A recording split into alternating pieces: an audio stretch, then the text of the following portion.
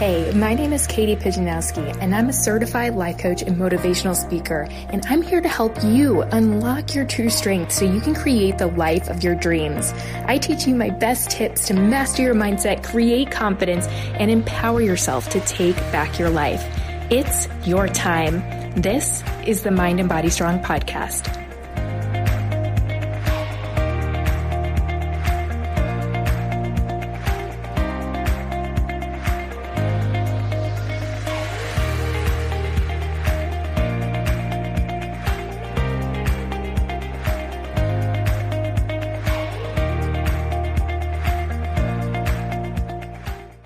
Hey, what's up, my friends? Happy Monday, coming to you live on a Monday with 5 tips to overcome overwhelm. I hope you guys are ready for this. I know that I myself feel overwhelmed quite a bit, having so many things to do, but really what overwhelm is we just are taking on too much at once. Literally, the definition of overwhelm is to bury or drown under a huge mass. I mean, that sounds like pretty awful, right? I definitely wouldn't recommend that to any of my friends or to myself. And I know that a lot of us are experiencing overwhelm, whether it be in work, whether it be in our families or finances, or maybe it's a combination of everything.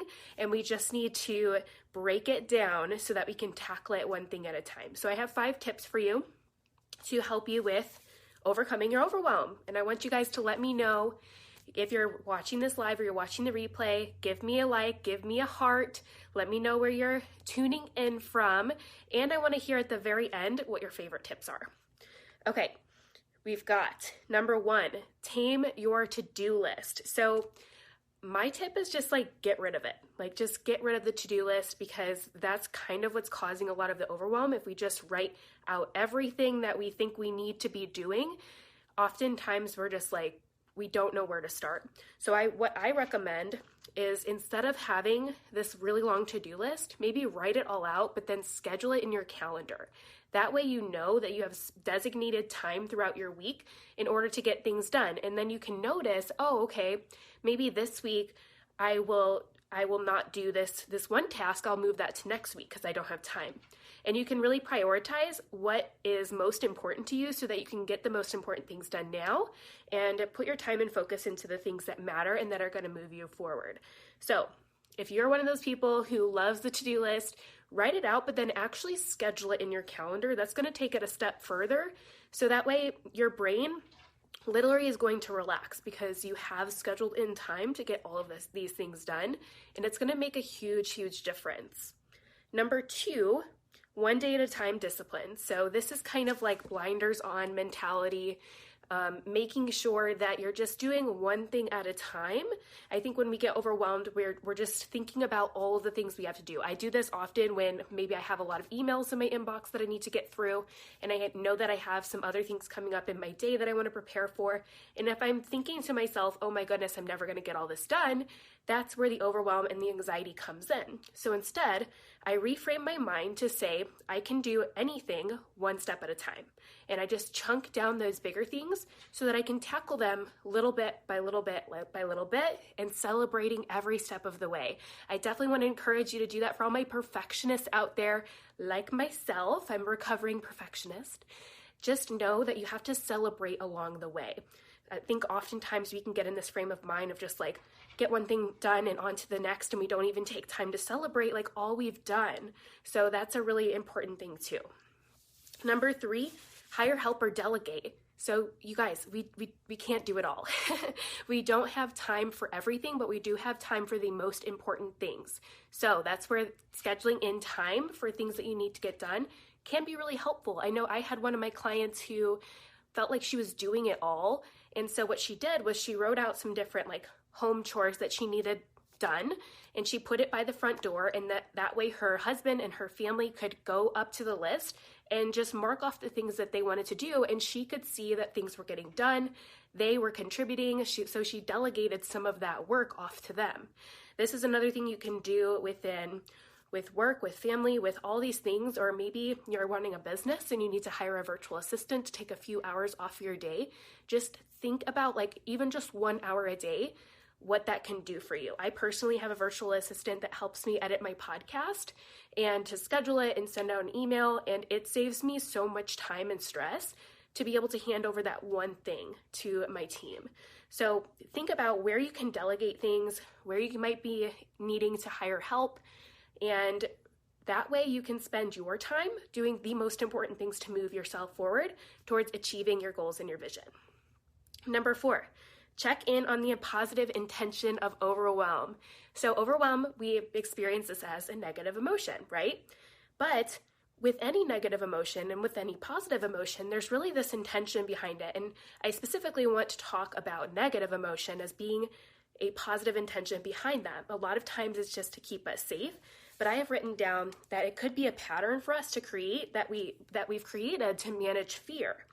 So we believe that big things are coming.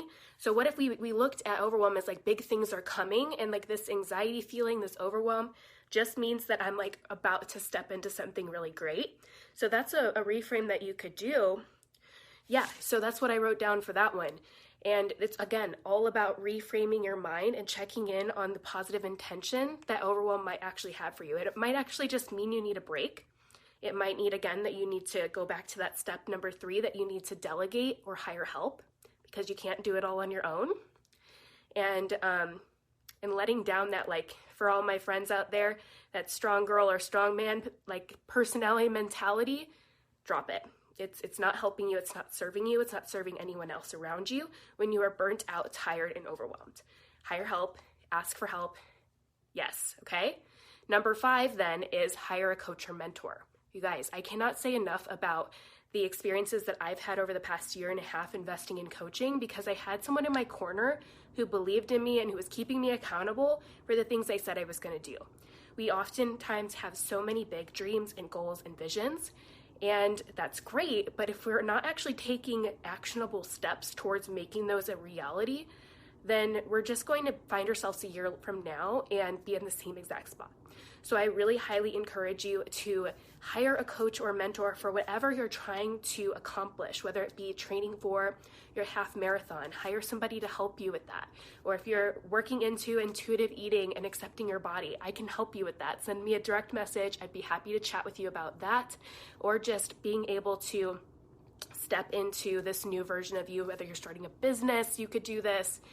It's really, really beneficial to help you have somebody in your corner who believes in you and who challenges your thinking and helps you to navigate those blind spots that maybe you have. I think oftentimes we're so stuck in our own stories that when we actually say stuff out loud, it just seems like we're reporting the news. But what a coach does is they're able to reflect what you're saying to you and say, hey, you know, this is what you said. Does that feel true? Or is there a different way we can think about this? And it's helped me open up so many blind spots to be able to be curious about and to question and to come back to what's really true for me and to rewrite some of those stories. So it's very beneficial. So let's go over really quickly the 5 steps that we just covered on how to overcome overwhelm. Number 1, tame your to-do list. Number 2, one day at a time discipline. Number 3, hire help or delegate. Number 4, check in with the positive intention of overwhelm. And number 5, hire a coach or mentor to support you along your way towards achieving your goals and visions. My friends, go out there and have a fantastic week. Thanks for listening in. Thanks for listening to this week's episode of the Mind and Body Strong podcast. You are what makes this movement and message possible. If you loved this episode, share it with a friend, a coworker, a family member, or take a screenshot and share it on your favorite social media platform and tag Mind and Body Strong. To learn more about coaching and courses to help you take your journey to the next level, visit mindandbodystrong.com.